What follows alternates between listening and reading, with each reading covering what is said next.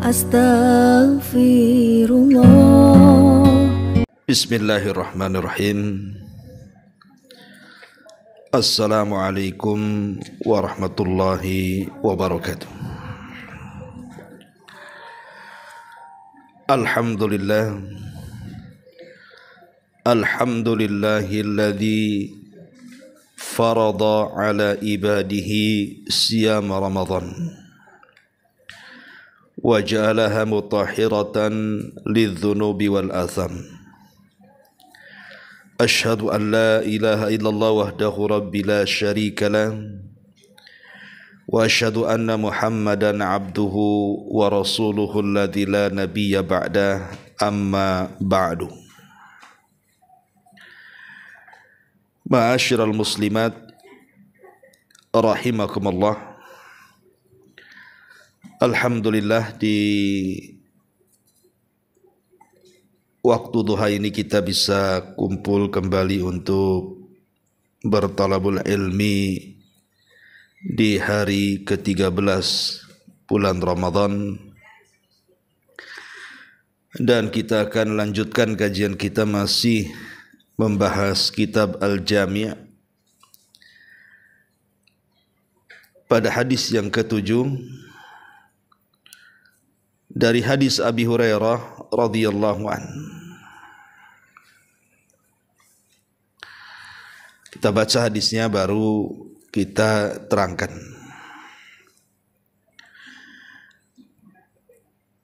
Dari Abu Hurairah radhiyallahu an, Nabi sallallahu alaihi wasallam bersabda, ayatul munafiki thalathun, idza haddatsa kadzab, wa idza wa'ada akhlafa, wa idza tumina khana. Kata Nabi sallallahu alaihi wasallam, tanda orang munafik itu ada 3. Yang pertama, idza haddatsa kadzaba, kalau dia berbicara maka dia selalu berdusta. Yang kedua, wa idza wa'ada akhlafa, kalau dia berjanji dia selalu. Wa idza tumina khana, apabila dia diamanahi sebuah amanah, khana, dia pun berkhianat. Inilah diantara tanda-tanda orang itu terkena penyakit nifak. Karena dalam riwayat yang lain Nabi SAW mengatakan, arba'un man kunna fihi kana munafiqan khalisan, wa man kana fihi khaslatun minhunna kanat fihi khas.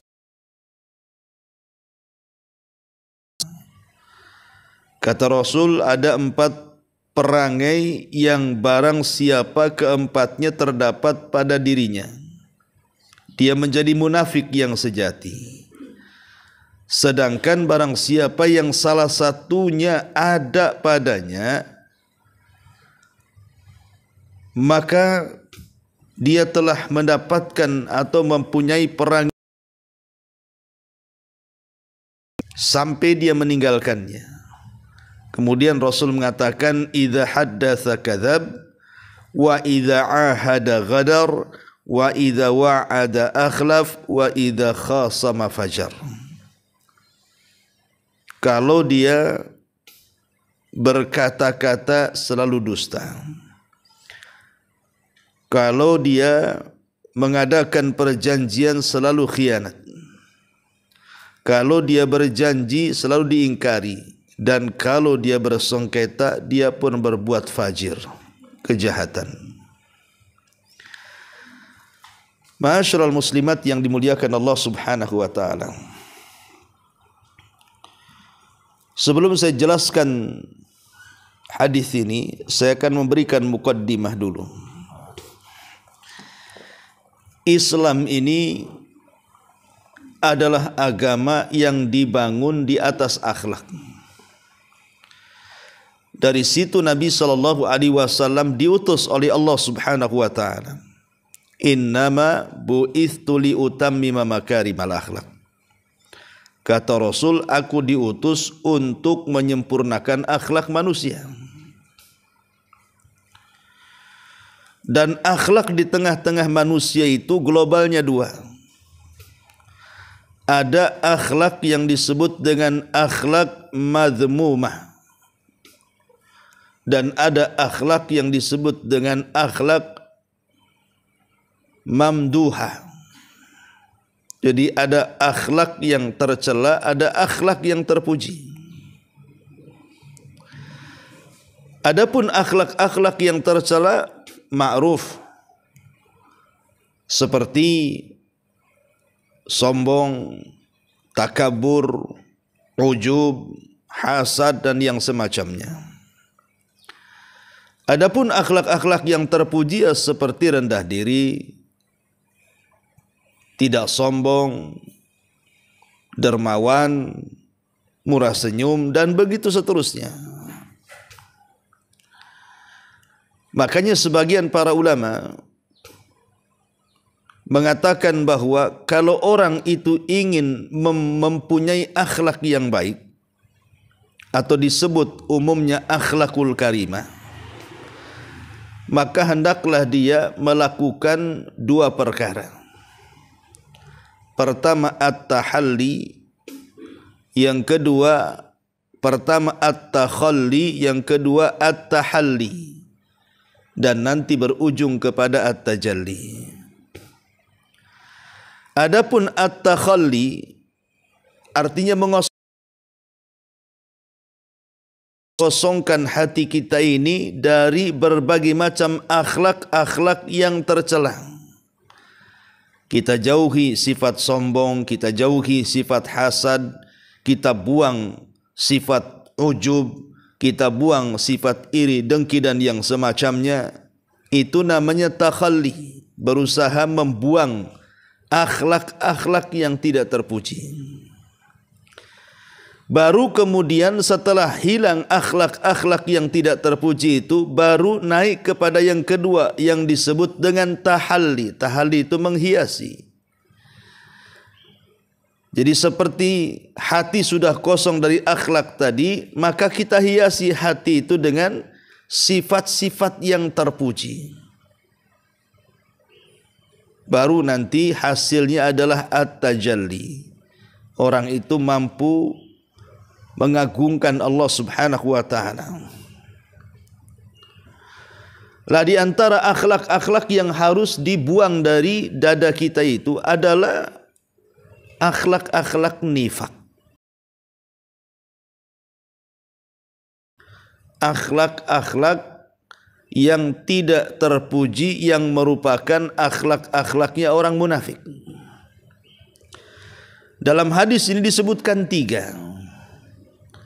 Pertama, kata Nabi SAW, idza haddatsa kadzab, dan yang kedua idza wa'ada akhlaf, dan yang ketiga idza tumina khana. Kalau bicara selalu dusta, kalau diamanahi selalu berkhianat, kalau dia berjanji selalu mengingkari janjinya.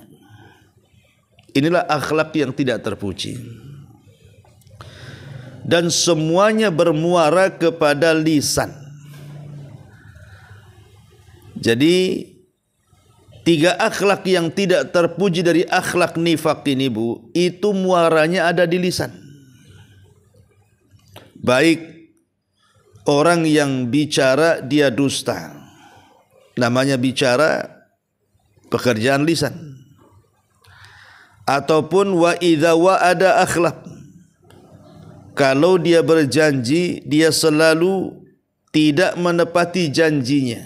Orang berjanji dengan lisan. Besok, lusa, kapan, besok, lusa, kan itu kan pakai lisan, Bu. Ya. Wa idza tumina khan, ataupun Jikalau diamanahi dia berkhianat. Lah kemarin kan aku sudah titip, Anda enggak titip. Titip enggak titip. Nah, itu kan berkhianat. Jadi muaranya itu pada lisan. Padahal kita tahu bahwa lisan ini nikmat Allah Subhanahu wa taala terbesar yang Allah anugerahkan kepada kita, Bu. Tidak ada nikmat yang lebih besar yang Allah Subhanahu wa taala anugerahkan kepada kita ini melebihi nikmat lisan. Maka tanda-tanda kuasa Allah. Allah berfirman, "Wa min ayatihi khalqus samawati wal ar wa ikhtilafu alsinatikum wa alwanikum." Dari tanda-tanda kuasa Allah adalah penciptaan langit dan bumi dan beragamnya lisan-lisan kalian dan warna kulit kalian. Kita bisa lihat manusia Allah bedakan dari segi suara. Kan tidak semua suara sama kan, Bu ya? Ada yang falas suaranya. Ada yang ngebas suaranya. Ada yang cempreng suaranya. Udah cempreng cerewet lagi. Ada orang-orang yang suara itu kan beda-beda tuh satu orang dengan yang lainnya. Kadang-kadang satu saudara beda-beda tuh. Ya, padahal keluar dari rahim yang sama tuh. Kemudian juga dengan lisan ini akhirnya orang-orang yang buta paham ucapan orang selama dia tidak tuli. Jadi walaupun dia tidak melihat, tapi dia tidak tuli, dia paham ucapan orang. Artinya bisa memahamkan. Kemudian juga bagaimana kemudian lisan ini juga dengan lisan banyak pahala yang didapat. Contoh umpamanya orang yang baca Quran, itu amal lisan. Berapa banyak orang masuk surga gara-gara lisan kan? Karena baca Quran. Terutama di bulan Ramadan ini. Dan membaca Quran amalan lisan. Kemudian syukur, mengucapkan alhamdulillah, itu juga amalan lisan. Gara-gara syukur nikmat pula bertambah. Kemudian al-amru bil ma'ruf wan nahi dari kemungkaran juga amal lisan. Dan itu mencegah adanya bencana. Berapa banyak bencana terhalang karena amalan lisan, mengajak manusia kepada kebaikan, mencegah dari kemungkaran. Sidqul kalimah, dia kalau bicara jujur, dia tidak pernah berdusta, dan jujur dalam bicara juga perbuatan lisan. Dan itulah yang memudahkan atau menyingkatkan manusia masuk ke dalam sorga. Makanya Rasul mengatakan, "Alaikum bisidqi fa inna sidqa yahdi ilal bir wal birra yahdi ilal jannah." Wajib atas kalian jujur dalam ucapan. Karena jujur dalam ucapan itu mengantarkan kepada kebaikan, dan kebaikan itu mengantarkan ke dalam sorga. Itulah nikmat lisan. Kita bisa mendulang pahala sebanyak-banyaknya dengan amalan lisan ini. Tetapi lisan juga bisa menggelincirkan manusia. Jadi dengan lisan bisa mengangkat derajat manusia di hadapan Allah, bahkan di hadapan manusia. Dengan lisan juga bisa menggelincirkan dia di hadapan Allah dan di hadapan manusia. Karena ucapan manusia itu globalnya kan dua, Bu. Ada ucapan yang diucapkan manusia itu yang penuh dengan kebijaksanaan. Tapi ada juga yang kedua, ucapan manusia itu dipenuhi dengan kejahilan. Jahil tentang ucapan yang diucapkannya. Seperti akhirnya dengan ucapan dia menyakiti orang. Dengan ucapan dia terjadi permusuhan dengan orang. Dengan ucapan dia akhirnya saudara jadi lawan. Dan begitu seterusnya. Lah dalam hadis ini Nabi SAW mengatakan bahwa ayatu al-munafiki thalathun. Tanda-tanda orang munafik kalau dia bicara dia dusta. Dusta itu definisinya adalah menghabarkan sesuatu menyelisihi kenyataannya. Jadi akhbaru syai'in yukhalifu anil waqi', menghabarkan sesuatu tetapi kabar ini tidak sesuai dengan kenyataannya. Jadi kalau kabar tidak sesuai dengan kenyataannya, berarti kabar itu dusta. Kabar itu hoax. Seperti sekarang itu kan dunia hoax, Bu. Terkadang ada orang yang memburuk-burukan pemerintah umpamanya kan. Kemudian mencari-cari berita-berita yang sebenarnya tidak berlaku, kemudian dia ada-adakan. Menghabarkan sesuatu yang tidak ada itu dusta, Bu. Makanya dusta itu biasanya ada di 3 macam. Pertama, mengada-adakan sesuatu yang tidak ada. Yang kedua, menambah-nambah sesuatu yang kurang. Dan yang ketiga, mengurang-urang sesuatu yang tambah. Biasanya dusta itu terjadi di 3 faktor ini. Pertama, mengada-ngadakan yang tidak ada.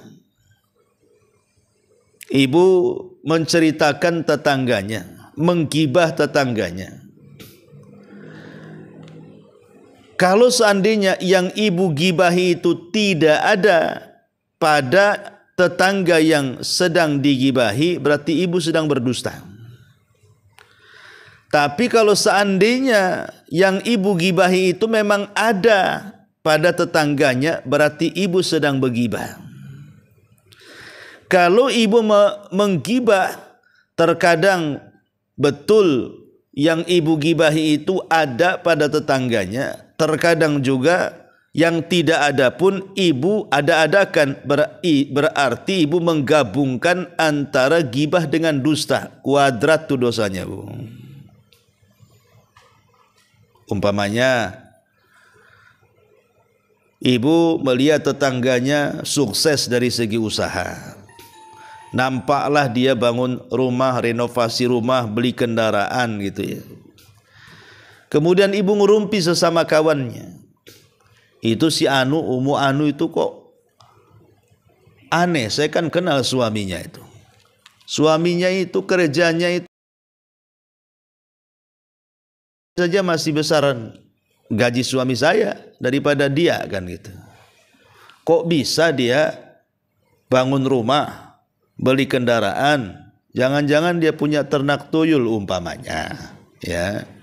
Ataupun mungkin jangan-jangan suaminya maling, ngerampok, atau suaminya nyopet dan begitu seterusnya. Itu kan ibu sedang menggibahi. Kalau seandainya rupanya tidak demikian, boleh jadi mungkin suaminya dapat warisan, jual lahan di desa, atau mungkin istrinya begitu dapat warisan, jual kapling di desanya, kan itu. Sementara kita tidak tahu. Kemudian kita menggibah dia, berarti kita sedang mengada-adakan yang tidak ada. Itu namanya dusta, Bu. Tapi kalau memang kita membicarakan yang ada, itu namanya gibah. Kalau dalam satu waktu ibu membicarakan yang tidak ada atau ibu membicarakan yang ada, berarti menggabungkan antara dusta dan gibah. Naudzubillah. Ini faktor pertama, Bu. Dikatakan dusta itu mengada-ada yang tidak ada. Yang kedua, faktor dusta itu menambah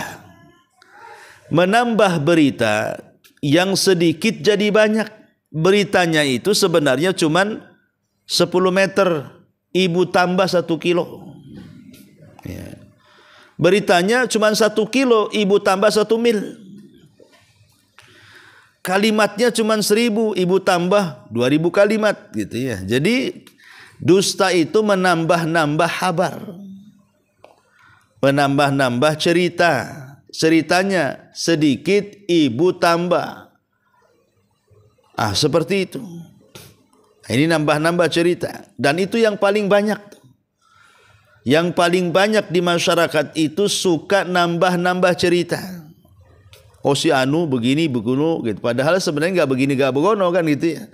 Cuman ibu yang nambah. Kenapa ditambah? Biar lezat Ustaz. Namanya makanan itu kalau nggak ada lalapan nggak lezat katanya. Pesannya, beritanya cuma tahu tempe, kok ada lalapan di atasnya. Itulah pelezatnya. Ya. Jadi terkadang kemudian orang itu suka nambah-nambah, menambah-nambah berita ini, inilah namanya dusta. Ini yang kedua. Yang ketiga, mengurang-urang. Beritanya panjang, ibu korupsi, jadi pendek. Ya. Mungkin ada sesuatu kepentingan. Kalau diberitakan kepada yang lain, nanti tahu, nanti dia rugi, dan begitu seterusnya. Maka disembunyikan berita itu. Lah inilah 3 faktor yang banyak di masyarakat kenapa sampai muncul ucapan-ucapan dusta. Pertama, mengada-adakan yang tidak ada. Yang kedua, menambah yang sedikit. Yang ketiga, menyedikitkan yang banyak. 3-tiganya tercela. Kenapa demikian? Karena dampak orang dusta ini bahaya. Pertama, dampak orang dusta itu biasanya membahayakan bagi pendustanya sendiri. Bisa membahayakan bagi si pendusta itu sendiri. Analoginya begini Bu. Kalau seandainya kan di masyarakat sekarang ini kan lagi musim-musim orang suka ngeprank tuh Bu. Umpamanya ada seseorang yang ngeprank tetangganya atau orang kampungnya. Dia sedang menggembala kambing. Dia teriak, ada serigala umpamanya. Otomatis kan satu kampung akan keluar. Karena bisa saja kemudian serigala itu bisa memakan kambing orang kampung itu. Ketika orang kampung keluar, tak ada pula serigala itu. Kemudian diprank lagi sama pengembala ini, ada serigala, semua orang keluar.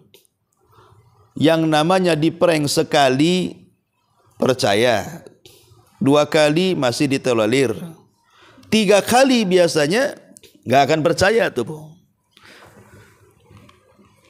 Kalaupun seandainya kenyataannya seperti itu, betul-betul umpamanya dia mengatakan ada serigala, memang ada serigala. Tapi kalau dia sudah berbohong 2 kali, maka masyarakat pun tidak akan dengar dia. Dan itu membahayakan. Akhirnya apa? Serigalanya bisa menerkam dia atau menerkam kambing-kambingnya. Dan manusia tidak akan menolongnya. Jadi kan membahayakan diri sendiri itu. Orang berdusta itu membahayakan diri sendiri. Makanya orang berdusta ini biasanya was-wasnya itu tingkat tinggi Bu. Aduh gimana ya kalau dia tahu ya. Gimana kalau dia tahu saya sedang dusta. Nah, itu suka was-was tuh. Ya. Jadi was-wasnya tinggi. Akhirnya apa? Tidak bahagia, tidak tenang. Dan kalau seandainya ketahuan dia berdusta, bisa saja kemudian dia dimarahi, bisa saja kemudian dia dipukuli, bisa saja kemudian dia diputus silaturahim, dan begitu seterusnya. Membahayakan diri sendiri dusta itu. Karena seorang mukmin itu tidak mungkin berdusta. Yang kedua, bukan hanya membahayakan diri sendiri, tapi membahayakan orang lain juga.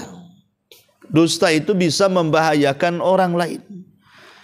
Berapa banyak orang-orang yang dirugikan gara-gara dusta. Pedagang merugikan pelanggan karena dusta. Diganjalnya timbangan, dipotongnya meteran, diganjalnya takaran, kan merugikan orang lain itu. Yang harusnya dapat 1 kilo dapat 8 on. Jadi dusta itu bisa merugikan orang lain. Kemudian yang ketiga, bisa mencelakakan, bukan hanya merugikan, tetapi juga bisa menimbulkan permusuhan. Gara-gara dusta, suami istri bertengkar, tetangga musuhan, kawan jadi lawan. Contoh umpamanya dalam tingkat keluarga sajalah ya. Suami selalu ngasih uang belanja bulanan sama ibu. Anggap saja ibu 1 bulannya diberikan suami 10 juta. Wow, senang kali ya. Anggap seperti itu. Tetapi sama ibu ditilap tuh 10 juta tuh. Suami kaget. Uang segitu banyak, kenapa kalau makan lauknya hanya tempe, tahu, kangkung. Ya, padahal 10 juta bu. Dalam sebulan itu tak nampak tuh daging sapi, daging kambing, daging ayam, telurnya pun hilang. Karena ibu kemudian menyembunyikan tuh. Otomatis kan ibu berdusta sama suami. Akhirnya karena ibu berdusta, suami pun terkadang bisa berdusta tuh. Kalau begini, saya pun sembunyikanlah uang saya. Akhirnya dia kasih sedikit sama ibu. Nanti ibu protes. Kenapa biasa per bulannya 10 juta kok sekarang tinggal 500 ribu? Tak ada proyek. Mamanya kan. Kerjaan lagi sepi. Terancam di PHK. Macam-macam tuh ceritanya tuh. Karena begitu bu. Kalau mulai diawali dari dusta, maka gayung bersambut. Ketika istri berdusta, suami akan berdusta. Ketika suami berdusta, istri pun akan berdusta. Akhirnya kalau sudah dusta mendustakan, maka dari sinilah gerbang keretakan rumah tangga. Ya, jadi kalau sudah dusta-dustaan ini, maka akan meretakkan rumah tangga. Begitu juga dusta kepada tetangga, bisa saja kemudian menjadi permusuhan. Bahkan dengan kerabat saja, yang tadinya orang dekat jadi jauh. Karena memang dusta itu menanamkan permusuhan. Ya. Dan lebih daripada itu, dusta itu adalah ciri-ciri munafik, bu. Sebagaimana pembahasan yang kita bahas di sini.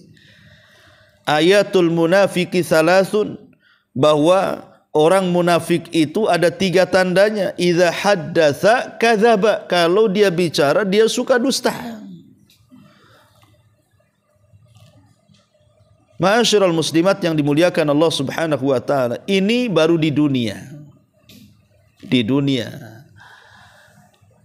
Nabi Ibrahim alaihi salatu wassalam, kenapa dia sedih pada hari kiamat?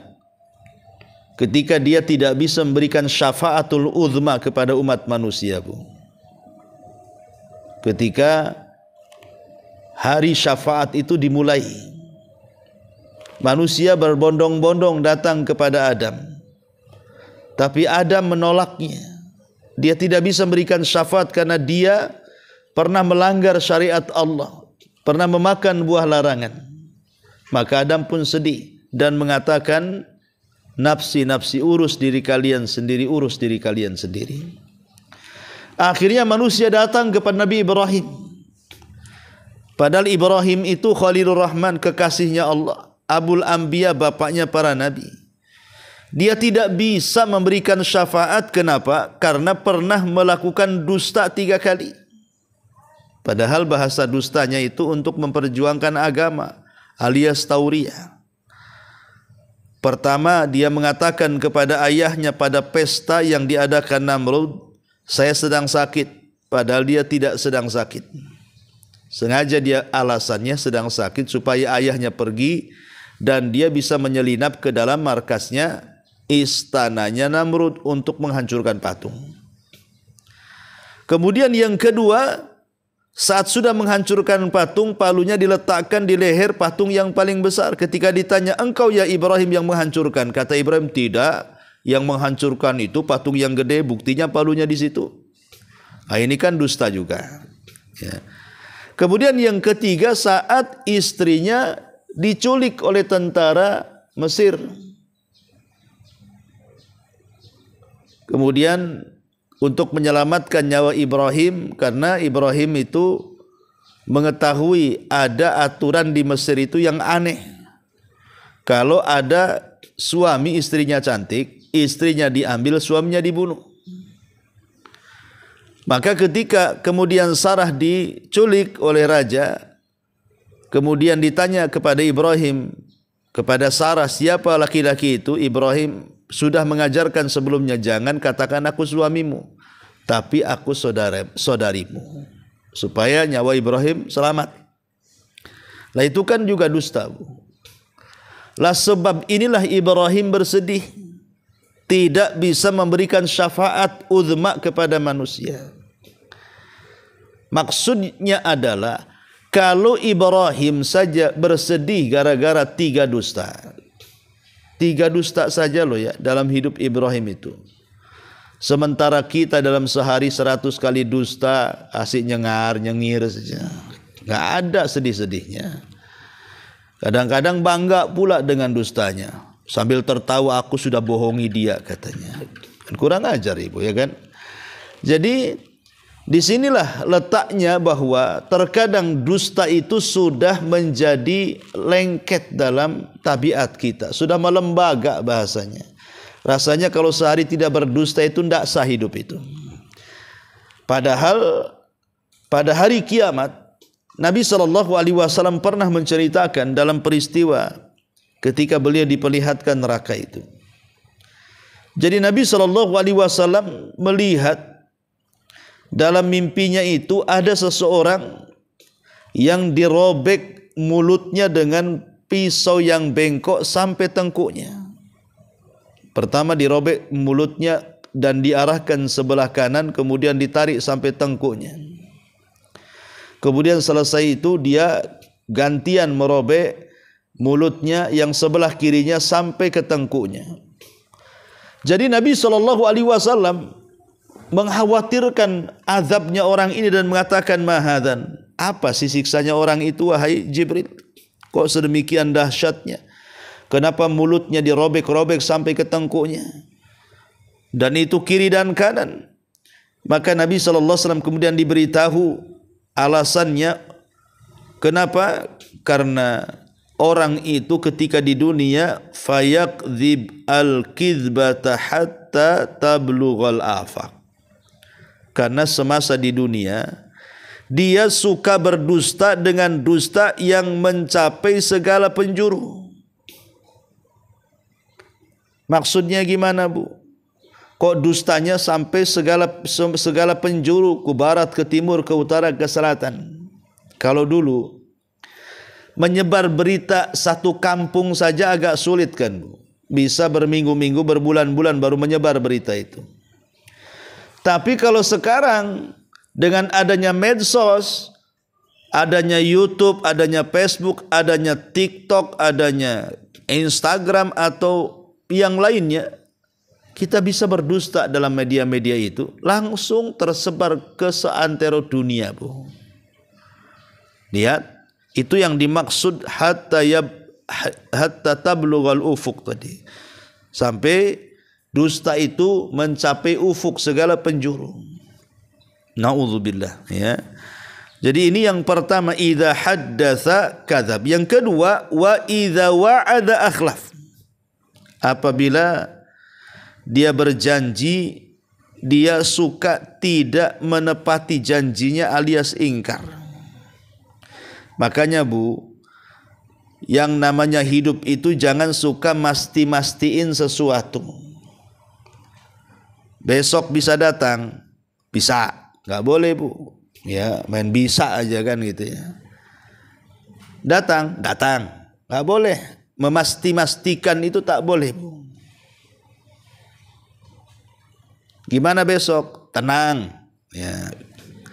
Jadi ada orang modelnya gitu, dikit-dikit besok, tenang, iya, jangan khawatir dan begitu seterusnya. Jangan suka mastikan, Bu. Karena Betapa banyak orang yang suka masti-mastikan sesuatu, rupanya tidak pasti. Contoh mamanya orang sudah yakin besok akan datang, setelah datang besok tak jadi datang. Ya. Ada orang sedikit-sedikit siap-siap, rupanya tak siap. Ya. Tenang-tenang, rupanya tak tenang, gitu ya. Jadi jangan suka masti-mastiin. Jangan kelasnya kita, Bu, kelasnya Nabi SAW. Satu hari para pembesar Quraisy itu datang kepada Nabi dan mengatakan, wahai Muhammad, kami punya 3 soalan. Kalau kau bisa jawab berarti kau seorang Nabi. Tapi kalau engkau tidak bisa menjawab berarti nabimu itu nabi abal-abal, nabi palsu, tidak jelas. Kata Rasul, apa pertanyaannya? Pertama katanya, apa itu ruh? Yang kedua, kenapa anak mirip dengan orang tuanya? Yang ketiga, makanan yang pertama dimakan penduduk surga itu apa? Dalam riwayat, orang ini bertanya, pertama soal seorang laki-laki yang keliling dunia selama 500 tahun dalam rangka berdakwah dan dia seorang raja. Yang kedua, anak-anak muda yang terjerembab dalam sebuah gua, macam mana nasibnya? Maksudnya Ashabul Kahfi. Kemudian yang ketiga, apa itu ruh? Jadi Nabi SAW saking senangnya karena mereka kalau dapat jawaban akan beriman, Rasul main mengatakan besok. Jadi Rasul mengatakan besok, seolah-olah dah pasti besok jawabannya. Harusnya Nabi mengucapkan insya Allah. Makanya kenapa Allah mengatakan wala taqulanna li syai'in inni fa'ilun dzalika ghada illa an yasha Allah. Janganlah kalian mengucapkan sesuatu bahwa aku akan melakukan sesuatu besok kecuali dia mengucapkan kalimat insya Allah, karena semua terjadi itu karena kehendak Allah. Maka jangan suka masti-mastiin.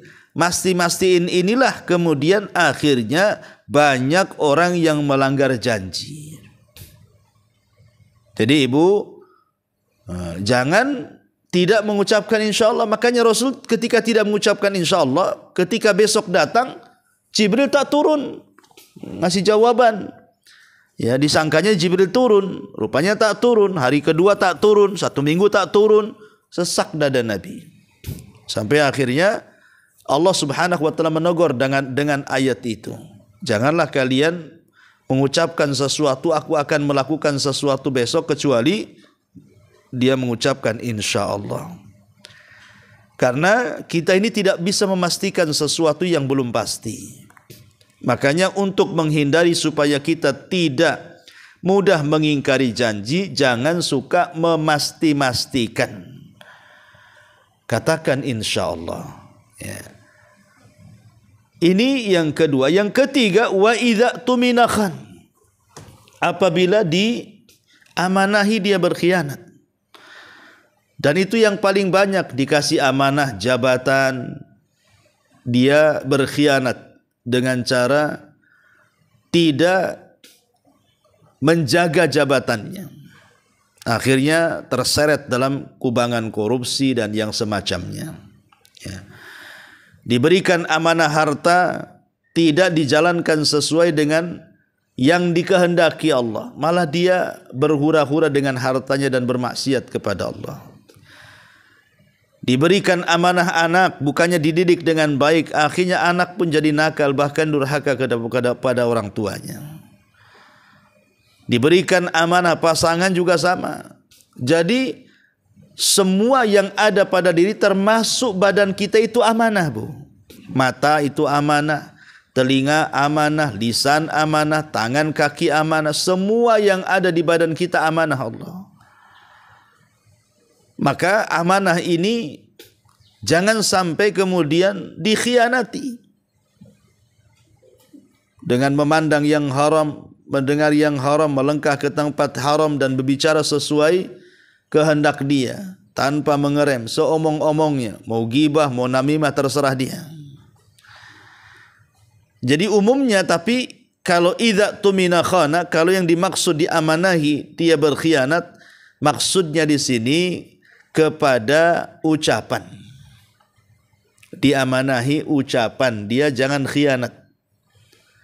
Karena biasanya Bu, di masyarakat ini kan ada orang itu yang tidak mau rahasianya diketahui orang. Ada orang-orang tertentu kayak ibu lah, mesti ada rahasia kan, tidak mau diketahui orang Bu. Sebab kalau sudah diketahui orang itu bukan rahasia namanya. Terkadang karena ibu ini ada sesuatu yang harus dikeluarkan dalam hatinya. Tapi kan dia takut mengeluarkannya. Makanya tidak sembarang ibu keluarkan kecuali kepada orang yang ibu anggap mungkin bestinya gitu ya.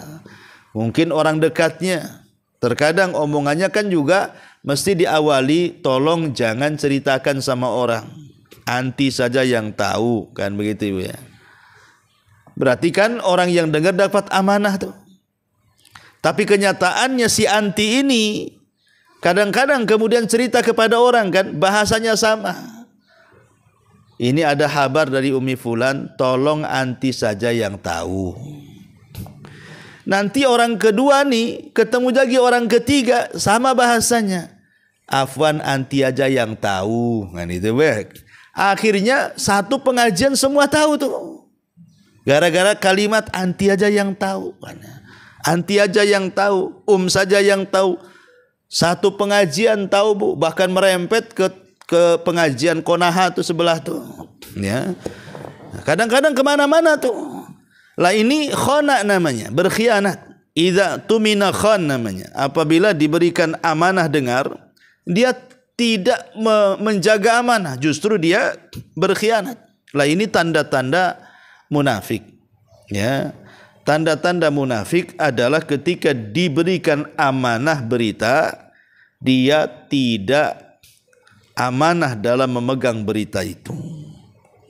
Inilah diantara ayatul munafik salasun, tanda orang munafik itu ada 3, maka jauhi. Ini semua berkaitan dengan dosa lisan. Ingat bahwa sorga itu paling mudah diraih dengan lisan kalau kita bisa menjaganya. Sebagaimana neraka juga paling mudah seseorang itu terjerumus kalau kita tidak bisa menjaga lisan. Maka seorang muslim, kata Nabi SAW, al-muslimu man salimal muslimuna min lisanihi wa yadi. Seorang muslim itu harus muslim lainnya selamat dari lisan kita dan dari tangan kita. Wallahu alam. Ini diantara hadis ke-7 dari bab ini. Taib, sampai di sini. Kalau ada yang mau bertanya silakan.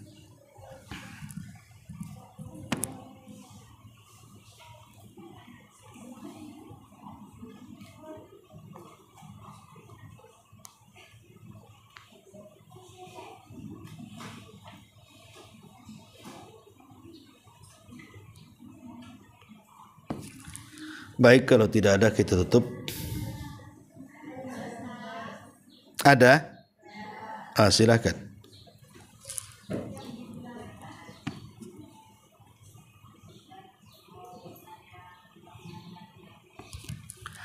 Di situ nggak ada mic-nya ya? Kasih mic-nya.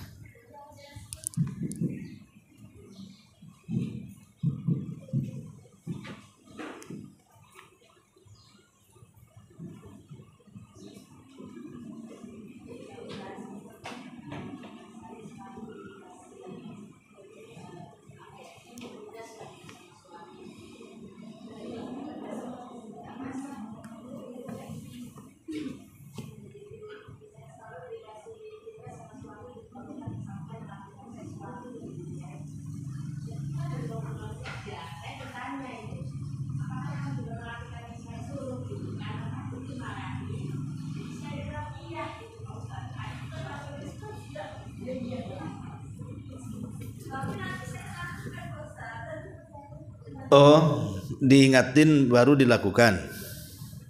Gitu maksudnya.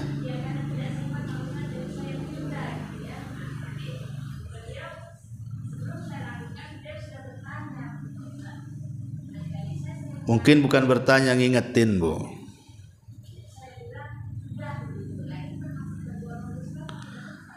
Ya dusta lah Bu, kan belum dilakukan. Tetap yang namanya definisi dusta itu kan menghabarkan sesuatu yang tidak sesuai dengan kenyataan. Ibu kan mengatakan sudah padahal belum kan? Berarti menghabarkan sesuatu yang kenyataannya belum dikerjakan. Berarti masuk tuh dalam definisi dusta. Ibu diam saja kalau ditanya, ya kalau takut dimarahi ya diam saja, langsung dikerjakan. Karena begini Bu, terkadang lisan ini kan dengan perbuatan itu harus cocok. Terkadang diam itu emas, kemudian bicara itu peraknya. Tetapi yang harus dipahami bahwa kan ada orang yang sedikit bicara banyak bekerja, ataupun ada yang banyak bicara tak kerja-kerja. Ya definisi ini pun sebenarnya harus dipahami. Yang betul itu kan kalau banyak bicara kan harus banyak kerjanya. Tapi tidak semua definisi ini juga benar. Kan ada orang mengatakan kita sedikit bicara banyak bekerja. Padahal yang seperti ini biasanya maling Bu. Iya kan? Maling itu kan sedikit bicara Bu, banyak kerjanya dia. Berdua masuk ke rumah orang, ngomongnya gitu aja dia, nggak ada ngomong-ngomong gitu aja ya, maksudnya jangan berisik gitu, tapi kerjanya banyak. Ada orang yang kemudian banyak ngomong tak kerja-kerja, itu orang gila Bu. Ngomong aja dia nggak kerja ya. Jadi harusnya orang yang berakal ya dia bicara tapi dengan kejujurannya. Ya ibu ngomong saja ya dengan bahasa ibu lah, jangan marah ya kan gitu ya. Saya belum kerjakan tapi akan dikerjakan gitu. Jadi jangan jadi kebiasaan. Kalau jadi kebiasaan itu nanti takutnya dusta melekat Bu. Kalau sudah dusta melekat itu nanti akan kadzdzaba. Dalam sebuah hadis kadzdzaba itu artinya terstempel di dahinya ibu ini seorang pendusta.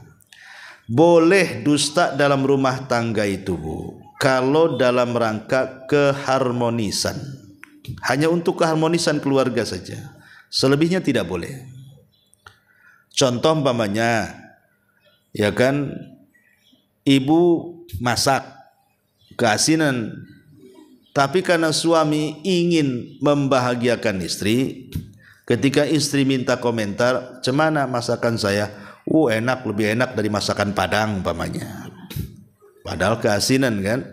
Tapi kan dusta seperti ini tidak ada masalah. Atau umpamanya suami membelikan ibu tas itu nggak ada mereknya. Ya mungkin beli di pasar loak lah kan itu, tas second. Suaminya komentar, "Macam mana tas yang abang belikan?" "Wah ini tas paling bagus di perumahan ini, kita aja yang punya," katanya umpamanya. Ya, jadi nggak masalah kalau dusta-dusta yang seperti ini, tidak ada masalah karena memang intinya adalah supaya terjalin keharmonisan. Tapi kalau tadi yang ibu contohkan itu kan takut suami marah. Ya takut suami marah kan bukan keharmonisan itu Bu ya. Ya maka sebaiknya kalau ibu sudah tahu suami akan marah kalau tidak dikerjakan, maka kerjakan ya. Kalau memang belum dikerjakan ya belum, tapi akan dikerjakan. Nah, supaya jangan terbiasa mengucapkan dusta-dusta sekali, kadang-kadang masih ditolerir bukan Bu, masih oke lah 2 kali 3 kali, lama-lama suami ngomong, "Alah paling belum kau kerjakan itu," kan gitu, paling ketahuan nanti itu. Nah, jadi ini yang harus dipahami tentang kalimat dusta. Karena seorang mukmin itu kalau bakhil mungkin Bu, kalau penakut boleh jadi. Jadi seorang mukmin boleh jadi dia penakut, takut jihad. Atau boleh jadi seorang mukmin itu pelit, dia tidak mau sedekah. Tapi seorang mukmin pendusta itu pantang. Seorang mukmin pendusta itu pantang sekali. Wallahu a'lam. Iya, sampai di sini kita tutup. Subhanakallahumma bihamdika asyhadu an la ilaha illa anta astaghfiruka wa atubu ilaik. Allahu taala alam. Assalamualaikum warahmatullahi wabarakatuh.